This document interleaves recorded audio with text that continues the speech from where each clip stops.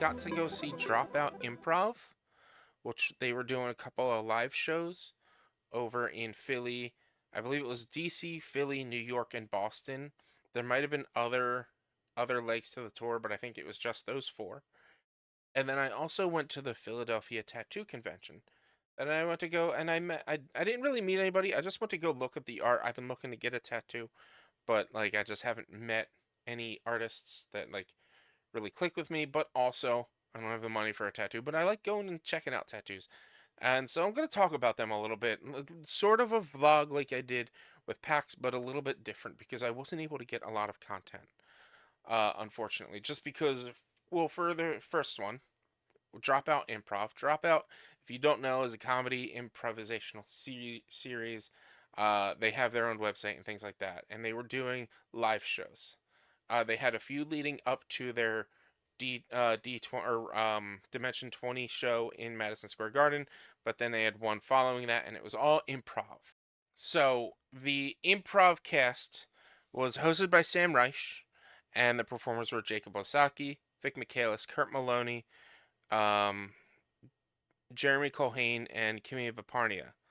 Uh, the uh, the trailer shows Giovanni, but she wasn't at the Philly show. So I'm not really sure what happened there, if she had to drop out, if she wasn't able to make it. I know the New York show or the Boston show had had somebody else there with them. I can't remember who had a special guest, and they also had Scott Passarella was who they had doing the pianos, and it was it wasn't Jess McKenna. Who was the other person that was at the Boston or New York show? I can't remember, and I feel so bad. I feel so bad. Um, but it was a blast. It was the at the Met in Philly, which if you've never been to that theater, I'll get into that in a bit. But it's northish Philly, like still sort of center city, not too far north, into only a couple of stops up from the Broad Street line off of 8th and Market and 15th, 16th and Locust. Me and my dad went. We took the train. Here's me and Pops. We're over here. Here's me and Pops, taking a selfie. He I don't know. He doesn't really like selfies, so I just wanted to get one of him and just torture him, put him on the internet. But it's a beautiful, beautiful theater. My biggest complaint, and I know I said I'd get into this later. I'll just get into it now. My biggest complaint is there's no legroom, or at least maybe where I was seated, there's no legroom because it's a circular, like a semicircle, or like a rounded archway theater. So everything's all rounded so that you can get a good view. And there was not a bad view in the theater from what I could tell. But where I was seated was directly in the middle of the whole arch, all the way in back, all the way up top. We were in the mezzanine, all the way in back, all the way up top.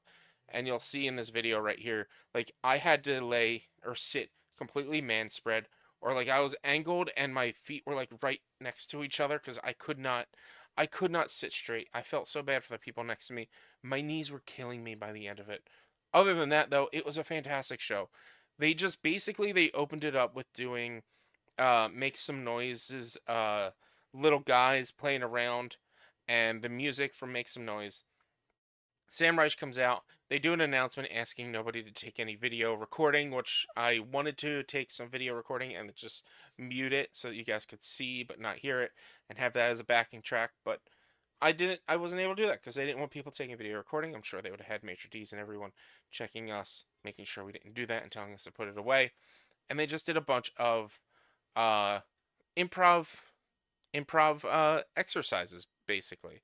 They would take suggestions from the audience and then they would play. They would make scenes out of it.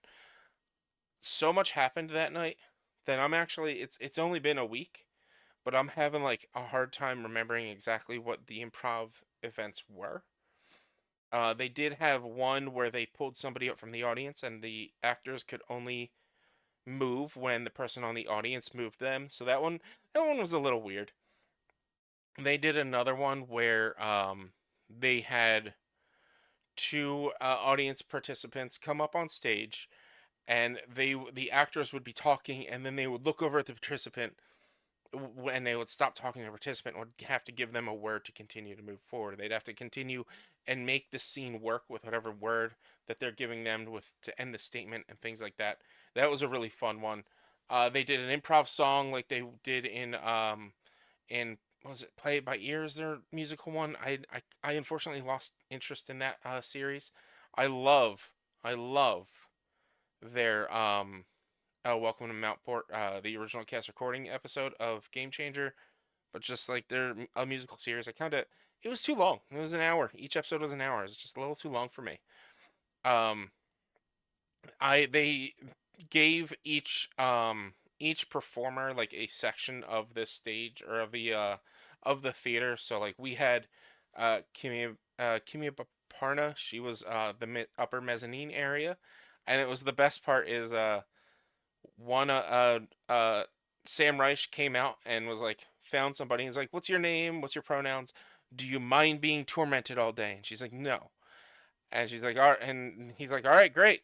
And like they would pick on her a lot, but Jacob Wysocki represented only her. Whereas like everyone else had like sections of the audience. Jacob Wysocki is great. If you don't know any of his comedy, check definitely look him up and check him out. All of the cast members are great. Vic Michaelis, Kimia, um, I I blanked. I'm blanking on everyone else. I should have kept that open, and I didn't, unfortunately. And they at one point they all had to represent like different ideas or things. Like Jacob Wasaki had to represent rage, and they had to give a good, bad, and worst advice. And so they like it was a librarian, a pair of shoes, Spider Man, and rage were like each of the ideas that they had to represent. And so Vic was a librarian. It was great. It was hilarious.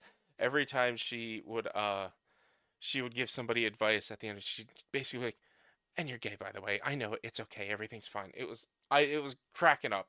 Um and Jake Wasaki, he had rage, which he is really good at doing rage. I loved it.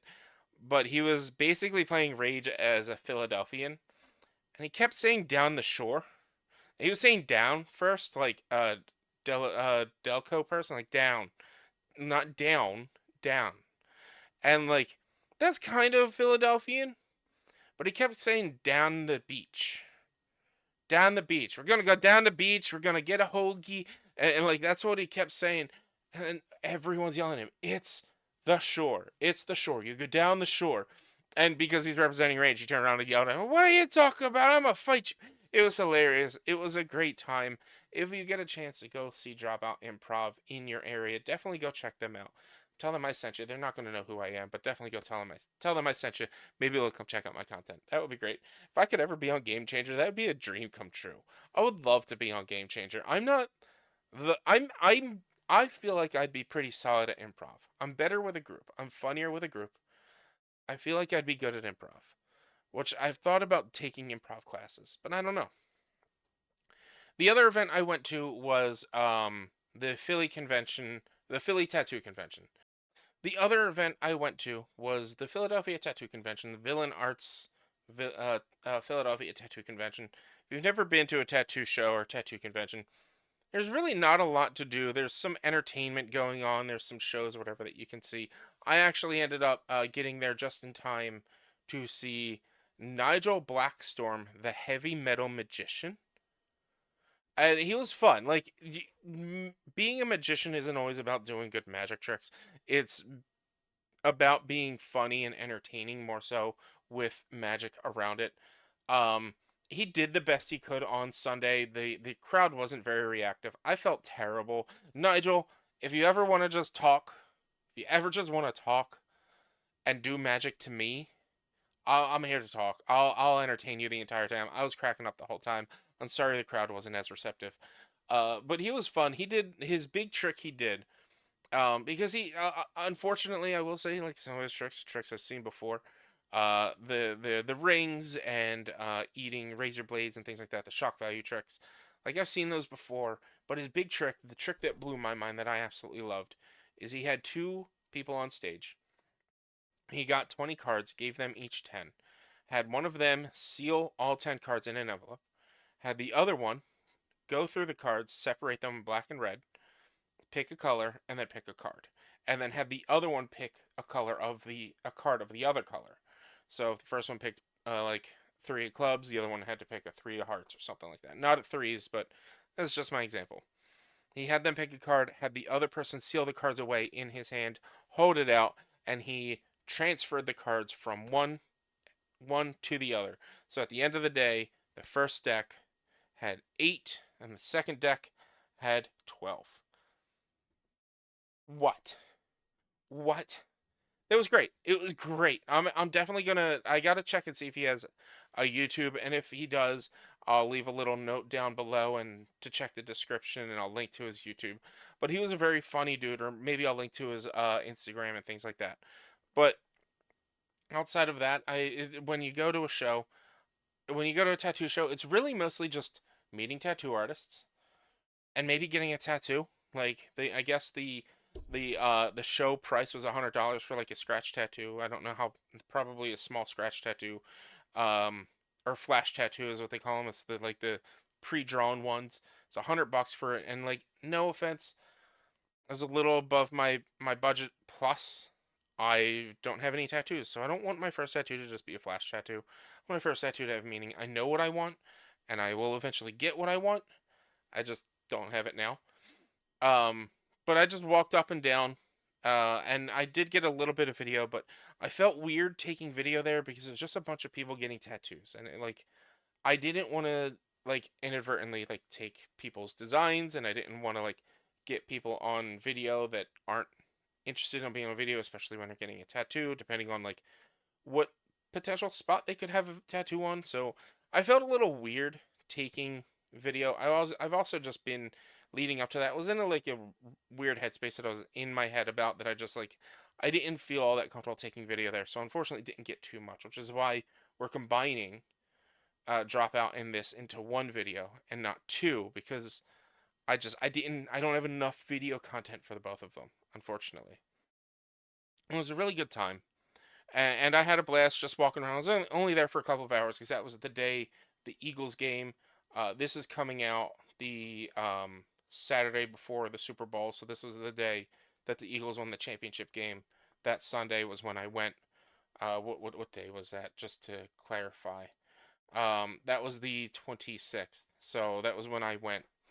And one reason I wanted to do this vlog is because I do want to give a little bit of a life update. I got one of the reasons I wasn't feeling great while walking the shows.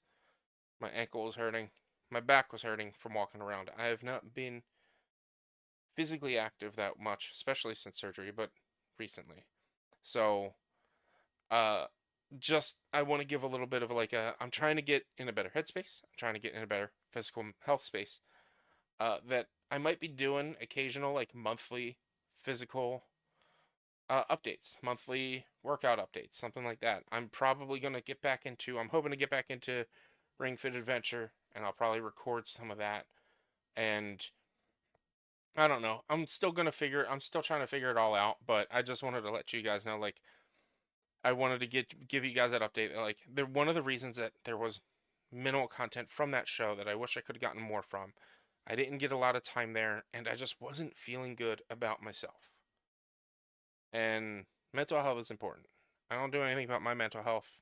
I need to. I really should. Everyone should. Everyone needs to take care of their mental health. Mental health is important. And I wasn't feeling great about myself then. Sometimes still don't now. It's only been a few days.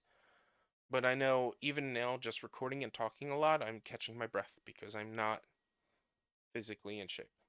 And it sucks to say it out loud, but I care about everyone who comes and watches these videos, care about everyone who comes and watch my stream. But I just want to give you as a little bit of an update that I am working on getting to that level of working out again, and I will be giving you guys updates on these. They're not going to be full on updates. It's probably end of certain videos once a month or something like that. Just give you an update of how I'm doing. And yeah, that's really it. I had a blast at these shows.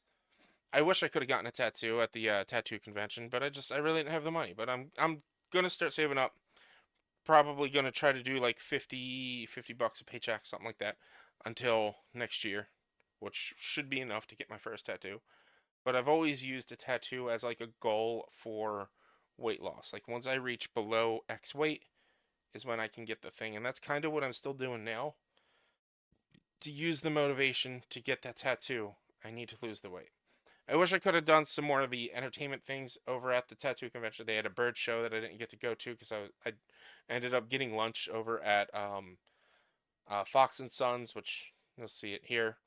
I got there late, so the show opens at 11, and I got to the convention center, or I got to Philly at 11, and I was starving. I hadn't eaten all day, so I had to get lunch first.